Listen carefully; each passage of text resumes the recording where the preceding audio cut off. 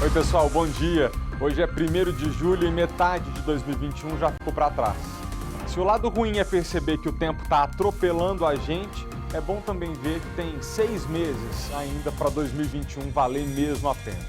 Que nesse segundo semestre, vacina e emprego cheguem para todos os brasileiros. Meu nome é Felipe Malta, que bom poder entrar na sua casa com as notícias do dia. O SBT Brasília já está no ar.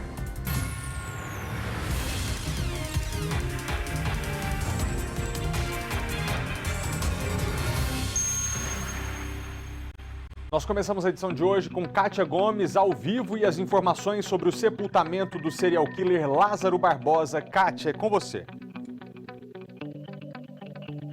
Oi, Malta, bom dia para você, bom dia a todos. Nós estamos desde as primeiras horas do dia tentando apurar onde vai ser o enterro do Lázaro Barbosa, de 32 anos. A família fez a retirada do corpo ontem no IML de Goiânia e ele seguiu para uma funerária lá em Brasília. Acompanhamos hoje pela manhã toda a movimentação ali em frente à funerária, tentando descobrir onde ele vai ser enterrado, porque a família está com medo de divulgar essa informação, com medo de que algumas pessoas façam algum mal com a família ou até mesmo com o caixão. Então eles preferiram preservar essa informação. Nós tivemos a informação de que o enterro pode acontecer aqui no cemitério de Cocalzinho, onde nós estamos. Esse não é o cemitério de Edilândia, Edilândia é um distrito de Cocalzinho, onde o irmão está enterrado. Este é um outro cemitério, Nós estamos aqui, eu acredito que a cerca de 160 quilômetros de Brasília, acompanhando. Também tivemos a informação de que ele poderia ser enterrado na Bahia. Então a gente está aguardando o Lázaro sair da funerária, porque ele ainda está na funerária de Brasília. Estamos aguardando a retirada dele de lá para saber com detalhes onde que vai ser esse enterro, Inclusive a funerária falou também para a nossa produção que teme que algumas pessoas possam apedrejar o carro com o corpo do Lázaro. Por isso eles estão tentando manter em sigilo o local onde ele será enterrado, Malta.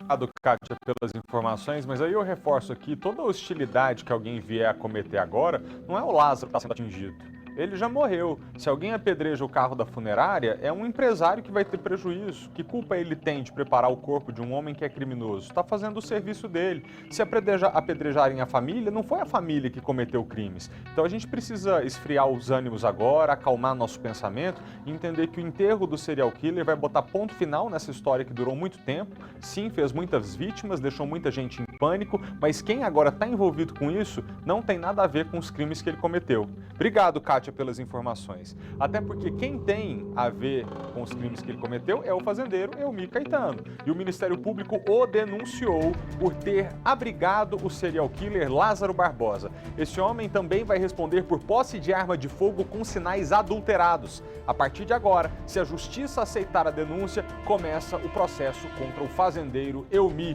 Paulo Vitor Tatuzinho, bom dia para você.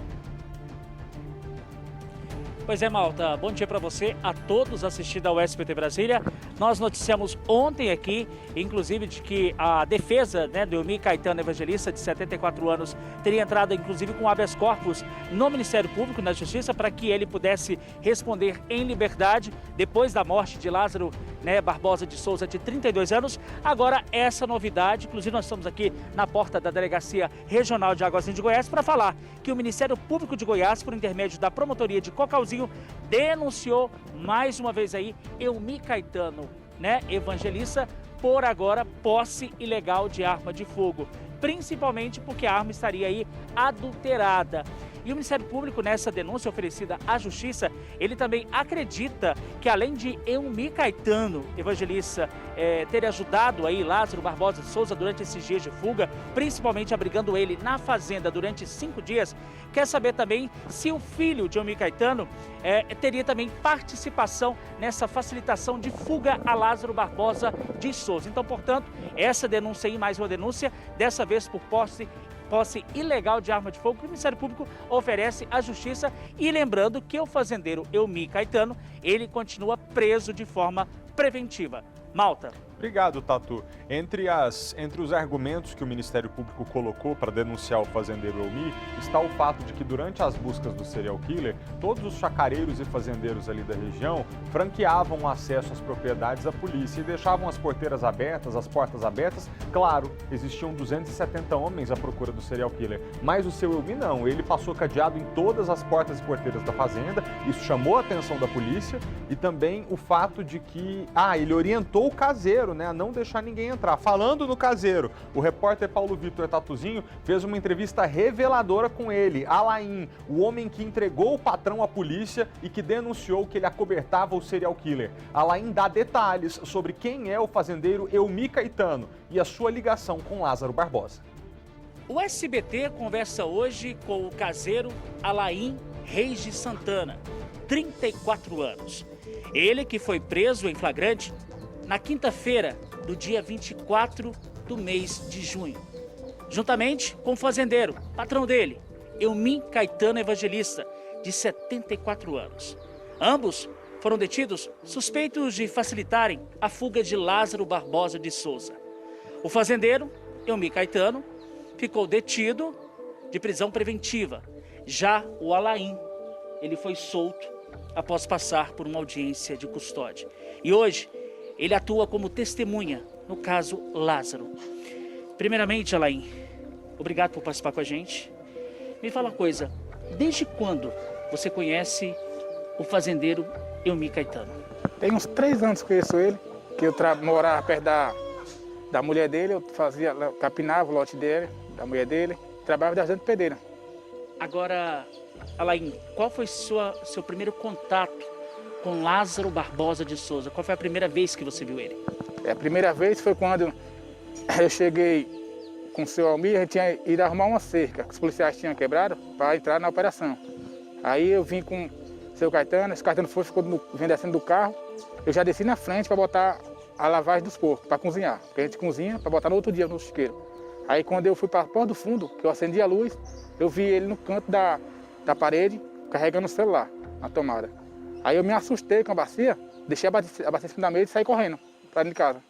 Desceu para a porta do fundo. E quando você viu ele, você sabia que era Lázaro Barbosa? Não.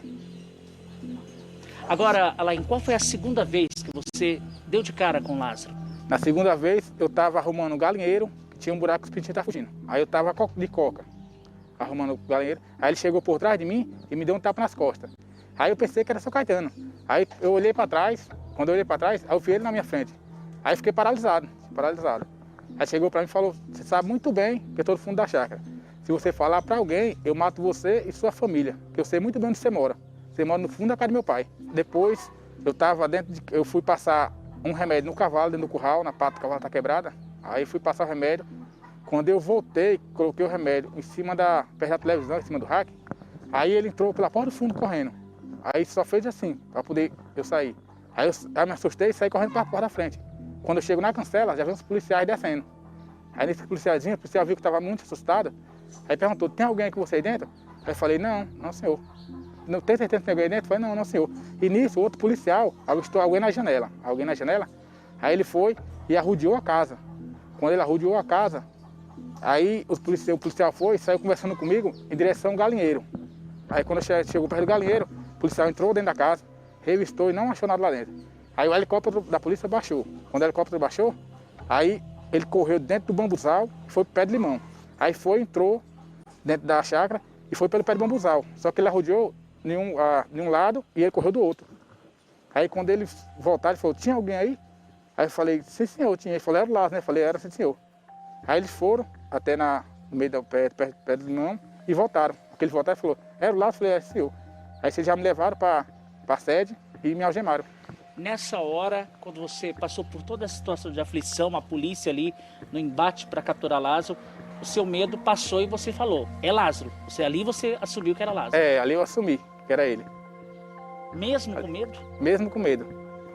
Agora me fala uma coisa, Lázaro ficou quantos dias na fazenda que você lembra? Que eu lembro que foi 5. 5 dias? 5 dias, foi. Nesses 5 dias, você via algo diferente entre o seu patrão Elmi, até então patrão, e o Lázaro? Não vi algo diferente. Eu só via que ele gritava, Lázaro, vem comer, a comida está pronta. E à noite, quando a gente fechava, ele falava, Lázaro, a porta tá aberta, vem comer. Só que eu levava tudo na brincadeira, porque ele é um cara muito brincalhão. Levava tudo na brincadeira. Agora, Alain, hoje você está solto, você é testemunha do caso, né? Você não foi indiciado, mas o seu ex-patrão, hoje ex-patrão, foi indiciado, né? Para facilitar a fuga de Lázaro. Como é que você vê tudo isso? Aí eu não sei como é que... Porque eu não tinha muito relacionamento, muito conversar com ele, com o seu Caetano. Aí eu não podia desconfiar de nada, né? Não era íntimo? Não era íntimo. Só conversar sobre o serviço mesmo. Hoje, após tudo isso, Lázaro foi capturado e morto. Seu patrão continua preso, o ex-patrão. Você está com medo? Você sente medo? Sinto. Pela minha família, que provavelmente agora eu vou ter que sair, procurar emprego, e minha família vai ter que ficar em casa sozinha, sem segurança nenhuma. Como você resume hoje o ser humano Alain Reis de Santana? Como é que você está hoje, fisicamente e psicologicamente? Eu estou muito abalado, estou com medo ainda, só que estou aliviado, né? Não pela morte dele, que ninguém deseja morte para ninguém, mas por agora estar andando em paz com minha família, seguir minha vida, arrumar um serviço, seguir minha vida. Estou desse jeito agora. Do seu ex-patrão, você deseja alguma coisa? Ele está preso? Agora é ficar na mão da justiça, né? Agora não... Só desejo que isso aí seja esclarecido, né? Nós estamos de volta, meio-dia em ponto. Seja bem-vindo ao SBT Brasília. Olha, essa história aqui é para a gente lembrar da importância de manter as crianças por perto quando se está na rua. Uma menina de 6 anos foi atropelada por uma moto em frente à Feira Permanente de Sobradinho 2. Vamos ver esse momento? Eram 2h15 da tarde quando as câmeras de segurança registraram o acidente que você vê em instantes. Olha que coisa triste. A moto, segundo a polícia, estava em alta velocidade e atingiu a criança que tentava atravessar a rua. O motociclista fugiu sem prestar socorro, mas foi identificado, preso em flagrante e teve a moto apreendida. Olha o impacto. Veja comigo. Muito triste. É um rapaz de 18 anos, viu, que está em cima da moto e que agora responde por lesão corporal, por omissão de socorro e, pior, por conduzir a moto sem ter carteira de habilitação. A situação se complica um pouco mais, porque a moto não era dele e, por isso, o real dono do veículo vai responder também por ter entregue a moto a uma pessoa sem CNH. A menina foi levada ao hospital de Sobradinho com machucados pelo corpo todo e sangramento na boca, mas não corre risco de morrer. E o rapaz que atropelou a menininha continua preso e vai passar por audiência de custódia. E mais uma, agora violência contra a mulher. Escuta essa história comigo. Através de um bilhete de socorro, a polícia encontrou uma mulher que estava em situação de cárcere privado. Ela estava presa em um apartamento na quadra 316 da Asa Norte.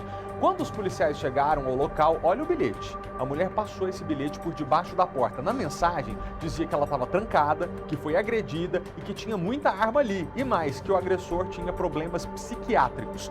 Um policial tentou negociar para entrar na residência. Um homem se aproximou da porta e disse que estava tudo bem. Os PMs, mesmo assim, entraram, detiveram o suspeito e encontraram um arsenal. São simulacros de armas de fogo e airsoft. O casal e o material apreendido foram levados para a 5ª Delegacia de Polícia. Lá na delegacia, o delegado entendeu que não tinha motivos para prisão em flagrante, mas a situação vai ser investigada pela 2ª DP. O delegado também pediu uma medida protetiva para essa vítima. Ainda no noticiário policial, a Polícia Civil deflagrou uma operação de combate ao tráfico de drogas sintéticas no Distrito Federal e também em Lusiânia e Águas Lindas. Foram cumpridos 23 mandados de busca e apreensão. Os policiais encontraram muita maconha, haxixe e 8.000 comprimidos de êxtase. Em uma das casas havia uma estufa, onde um pé de maconha era cultivado por traficantes. Essa foi a 3ª fase da operação, realizada também nos estados de Goiás e Santa Catarina, com 160 policiais civis. Foram cumpridos mais de 30 mandados de prisão. Os detidos vão responder por tráfico de drogas e organização criminosa interestadual. Eles podem pegar mais de 30 anos de prisão. E vem cá. Quando eu era pequeno, meu pai trabalhava em banco, ele sempre levava a minha e a minha irmã para a agência junto com ele, às vezes dava uma tarefinha para a gente fazer enquanto ele trabalhava. E estou contando isso para dizer o seguinte: acostumar uma criança ao ambiente de trabalho e cultivando nela o senso de responsabilidade, de dignidade de poder viver do seu trabalho é muito, muito importante. Mas isso é radicalmente diferente de forçar uma criança a trabalhar para que ela não passe fome. Tantas vezes fazendo esse menino, essa menina abandonar a escola e perder a infância. Num período de 3 anos, entre 2016 e 2019, aumentou em 34% o número de crianças em situação de trabalho infantil aqui no Distrito Federal. Quem nunca viu uma criança vendendo doces no sinal ou trabalhando em feiras e lanchonetes? A cena, que não deveria ser comum, parece cada vez mais frequente no Distrito Federal. Segundo a Secretaria de Justiça e Cidadania, trabalho infantil é qualquer atividade remunerada ou não, realizada por crianças e adolescentes menores de 13 anos. Até 13 anos é proibido qualquer tipo de trabalho. Dos 14 ao 16 é permitido na condição de aprendiz.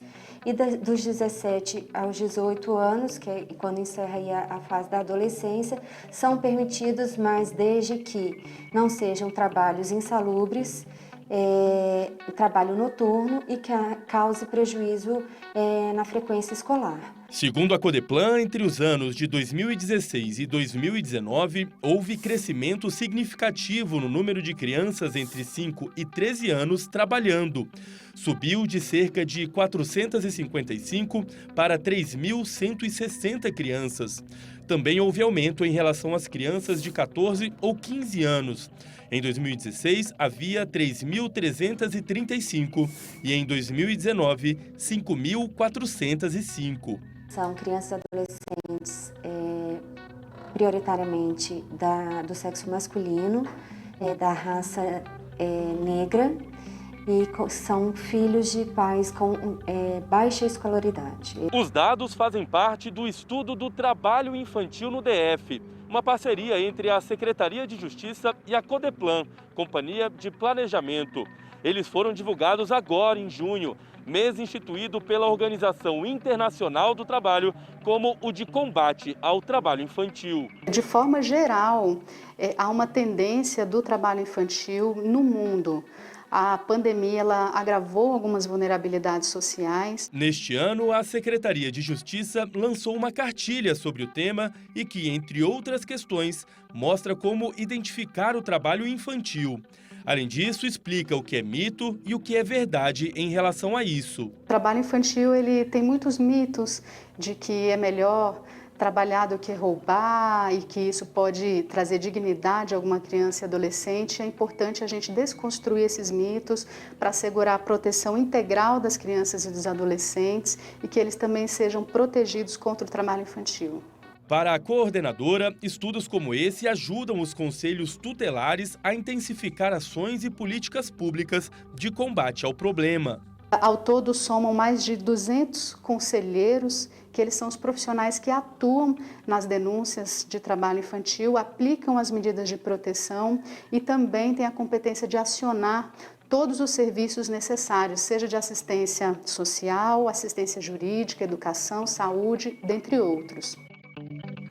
A população pode ajudar no combate ao trabalho infantil por meio de denúncias no número de telefone 125. Agora, atenção, é saúde, é vacina e mais uma etapa da vacinação aqui no Distrito Federal. O agendamento para pessoas com 46 anos de idade sem comorbidades começa daqui a pouco, às 3h30 da tarde. Ontem, a Secretaria de Saúde havia anunciado a abertura a partir de 2 da tarde, mas nesta manhã informaram o adiamento para 1h30 depois, 3h30, então fique atento. A aplicação para quem tem a partir de 47 começou hoje e para quem tem 46 será a partir de amanhã. Que coisa boa! O avanço em mais uma faixa etária só foi possível depois da chegada de 31 mil doses da vacina da AstraZeneca e 25.740 da Pfizer-BioNTech na noite de ontem. A marcação de hora, data e local da imunização pode ser feita através do site que aparece aqui embaixo, vacina.saude.df.gov.br.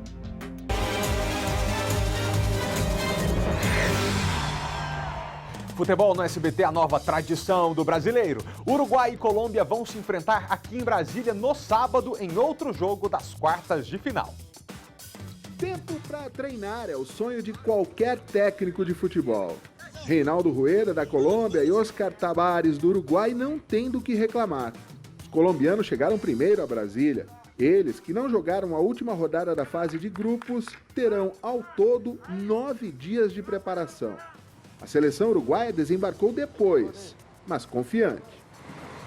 Serão 4 dias para planejar a melhor estratégia de jogo. Na cidade que já nasceu planejada. Na capital federal, até o Lago Paranoá, saiu do papel para ganhar vida. Caminhar entre tantas obras que são patrimônio cultural da humanidade nos dá a chance de perceber cada detalhe do que foi projetado. Aqui no treino, quem presta atenção nos detalhes são os jogadores, para executar aquilo que é planejado durante a semana, na hora do jogo. Os uruguaios ouviram bastante o que Tabares tinha para falar no CT do Brasiliense e mostraram até agora que são bons de ouvido e de execução. A equipe terminou em segundo no Grupo A e quem tem entrado nas partidas tem correspondido. A Colômbia se esconde mais da imprensa e joga o favoritismo para o adversário. Comportamento de quem mais perdeu do que ganhou até agora na competição. Apesar disso, os colombianos já mostraram algumas obras muito bem planejadas e executadas nesta Copa América. Neste sábado, veremos quais serão os reflexos de tudo o que tem sido estrategicamente projetado aqui em Brasília. Estamos de volta, 12h15, e agora a gente atualiza o noticiário nacional. Ontem, o Ministério da Saúde nomeou o general Ridalto Lúcio Fernandes para o cargo de diretor de logística. Ele substitui Roberto Ferreira Dias, exonerado depois de ser acusado de pedir propina durante negociação de vacinas contra a Covid-19. Roberto Ferreira Dias estava no Ministério da Saúde desde janeiro de 2019, início do governo Jair Bolsonaro. Ele foi exonerado depois que o jornal Folha de São Paulo trouxe a informação que, como diretor de logística, pediu o pagamento de $1 em propina para cada dose de vacina contra a Covid que fosse vendida ao governo brasileiro pelo laboratório americano Davat. A denúncia partiu de Luiz Paulo Dominguete Pereira, que se apresenta como representante da Davat. Dominguete afirmou que teve um jantar com Dias, que teria sido indicado ao cargo pelo líder do governo na Câmara, Ricardo Barros, e com o tenente-coronel Marcelo Blanco, que foi assessor do Departamento de Logística do Ministério da Saúde. Esse encontro aconteceu em 25 de fevereiro, quando o ministro da Saúde ainda era o general Eduardo Pazuello.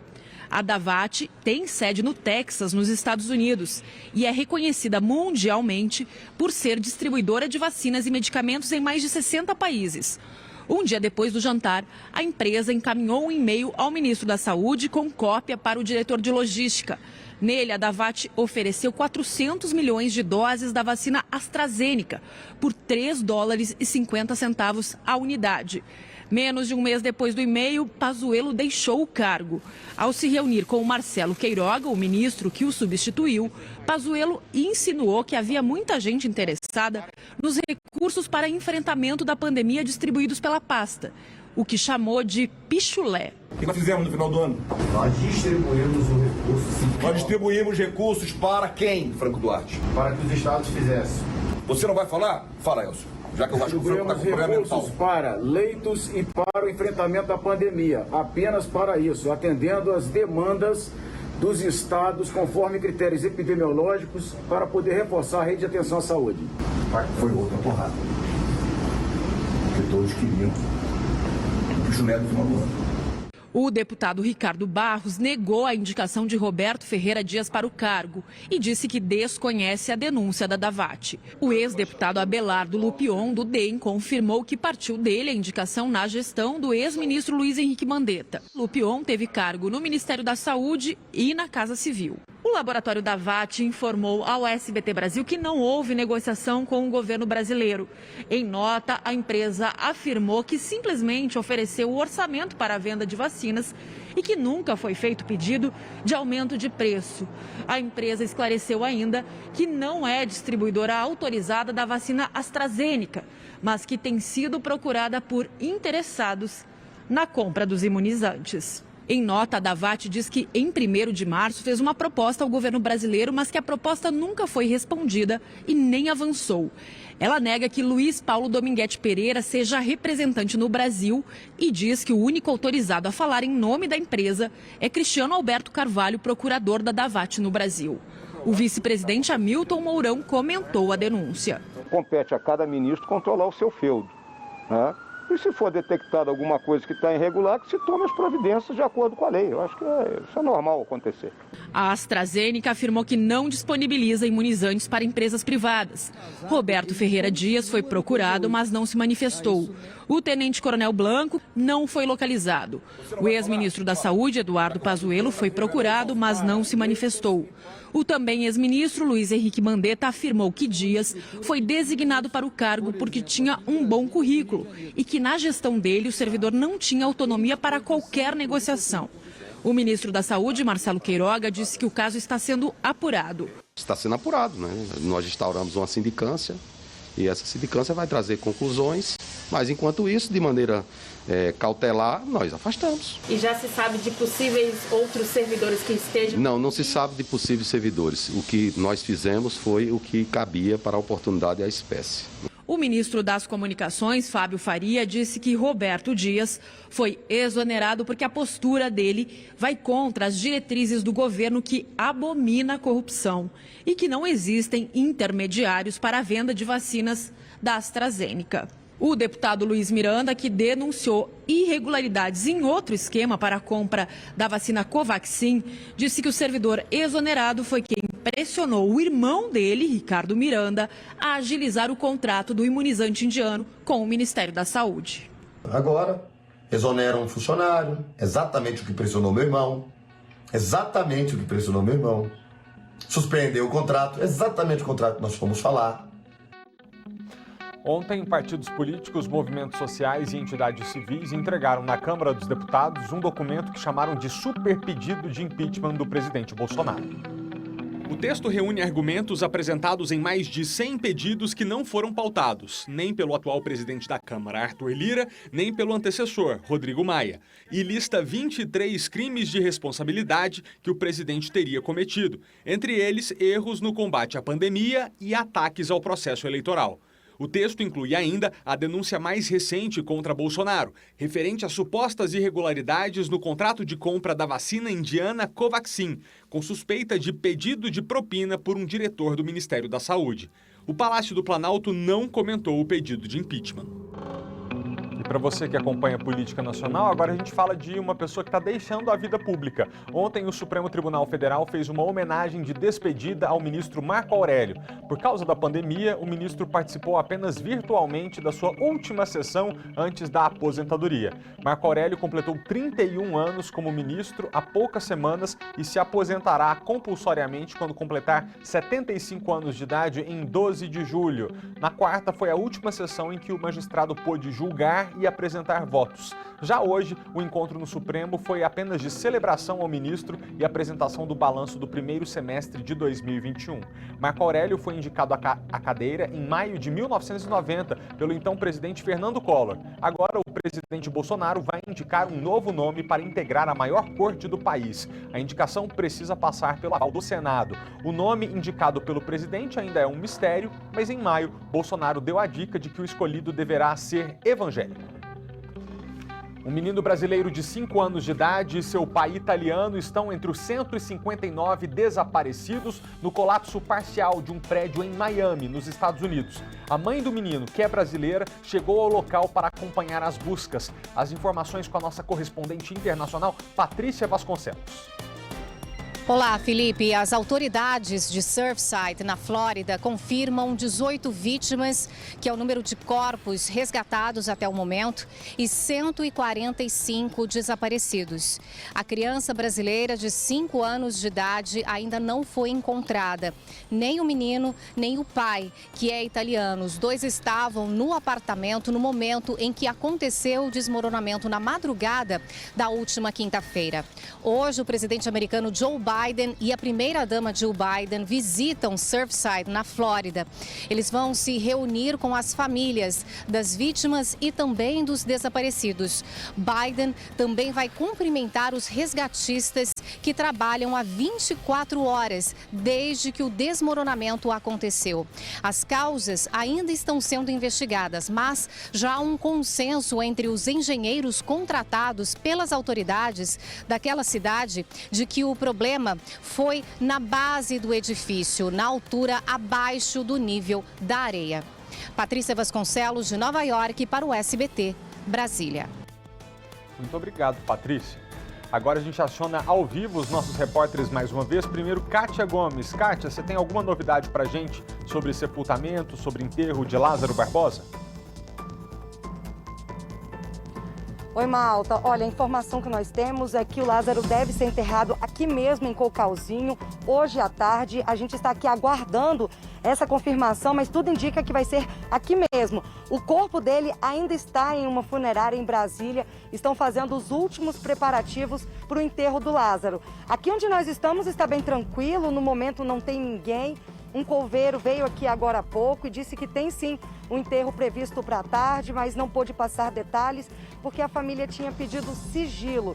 Então a gente continua aguardando aqui nessa expectativa, mas a informação que temos até o momento é que o enterro deve acontecer sim aqui hoje à tarde no cemitério de Cocalzinho.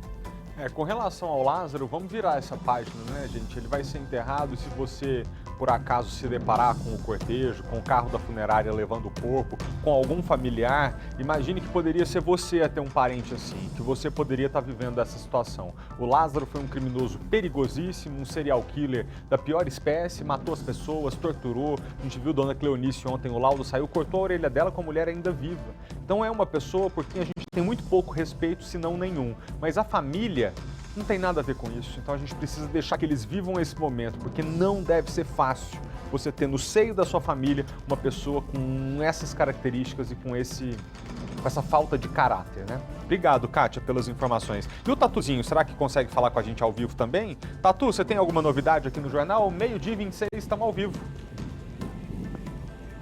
Pois é, Malta, boa tarde para você mais uma vez. Nós reforçamos na nossa primeira entrada sobre a denúncia que o Ministério Público ofereceu aí à Justiça com relação ao fazendeiro, né? Eumir Caetano Evangelista, ele que foi denunciado primeiro por favorecimento ao Lázaro Barbosa de Souza, de 32 anos, e agora a nova denúncia com relação a posse ilegal de arma de fogo. Agora a informação importante, Malta, para nós ressaltarmos aos telespectadores é que o Ministério Público também, segundo a Promotoria de Justiça de Cocalzinho de Goiás, existem suspeitas contra o filho do fazendeiro Eumir Caetano Evangelista. Segundo informações, foi identificado que o filho dele, né, segundo informações, na avaliação da promotora que está acompanhando esse caso, que é a Gabriela Starling Jorge Vieira de Mello, há indicativos de uma suposta participação no crime de favorecimento pessoal. Então, portanto, além das denúncias contra o fazendeiro Eumir Caetano Evangelista, principalmente por favorecimento, né, ajudar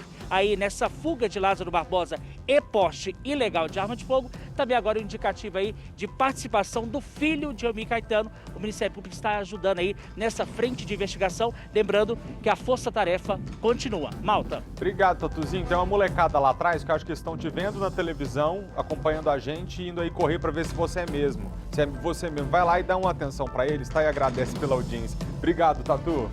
Minha gente, a temporada de festas juninas continua em julho, mas o arraiá tem que ser para poucos e dentro de casa, né? Agora, se você pensa em soltar fogos de artifício, não se esqueça, é preciso todo cuidado. Bandeirinhas, chapéu de palha, barraca de brincadeiras. A decoração de festa junina ainda está espalhada pela casa da Luísa. Na última sexta-feira, a família acendeu uma fogueira, alugou um touro mecânico e comemorou o Dia de São João. A ideia partiu das nossas filhas, que têm 14 e 12 anos e estavam já assim com muita saudade das festas juninas, né? Foi bem legal. Além da decoração e comida típica, a festa também teve fogos de artifícios. Meu esposo também já sabia soltar, né? E ensinou as crianças da forma segura, num lugar onde não tinha bandeirinha, nem ninguém passando, que o terreno tem um lugar que dá para fazer isso com segurança. E aí as crianças se divertiram muito. Foi o Batata quem vendeu os fogos e orientou a família da Luísa. No ramo há 32 anos, ele fala sobre a importância de pegar todas as orientações antes de festejar com os tão queridos artefatos. O Batata trouxe alguns modelos de fogos de artifício para a gente mostrar para vocês os cuidados com eles. Por exemplo, esse aqui é o estalinho, aquele clássico que as crianças adoram brincar, mas ele pode causar machucado se soltar de repente e jogar no olho de alguém.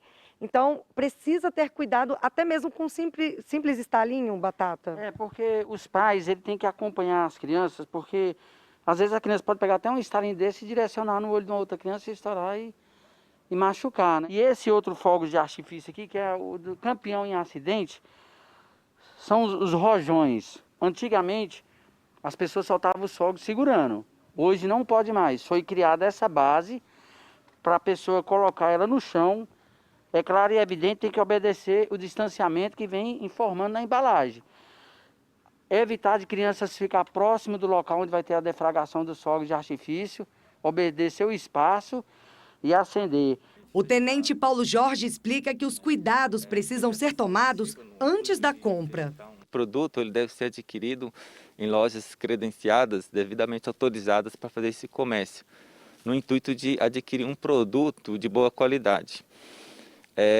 Respeitar de forma bem rigorosa, né, a faixa etária de uso desse produto, ler atentamente as instruções de segurança que requer esse produto, que geralmente vem em sua embalagem. Em caso de falha de algum produto, não tentar desmontá-lo ou reutilizá-lo. E se mesmo assim a pessoa sofrer algum acidente, os bombeiros orientam o que fazer. Lave bem a área afetada com água fria em abundância, né? Não tente remover a pele, bolhas ou roupa ou objetos que ainda estejam grudados.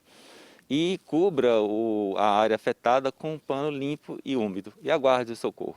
Com todas essas dicas, agora é só aproveitar o frio e comemorar a festa junina com segurança.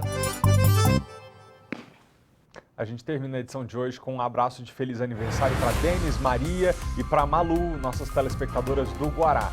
E dizendo para você em casa que você pode entrar em contato com o SBT Brasília pelo WhatsApp número 996 23 24 21. Boa tarde, até amanhã. Tchau.